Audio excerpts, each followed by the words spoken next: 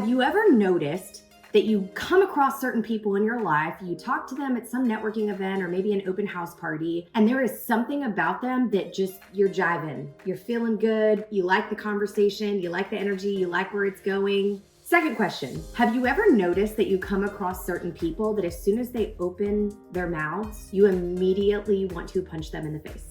Violence is never the answer, but you know exactly what I'm talking about when I tell you that there are certain people that you talk to that you're like, ick, I don't like you, you bother me, you frustrate me, you annoy me. More often than not, I am here to tell you, it's typically because of y'all's communication styles that you are magnets to each other or that you repel one another. And I want to show you how you can change your mindset when you're dealing with buyers, sellers, investors, referral partners, other vendors in the industry. And instead of thinking, oh, I'm annoyed, I don't like them, but instead saying, oh, I see their communication style is different than mine. And if I then adjust, we can have a better, effective, seamless, much more efficient communication style.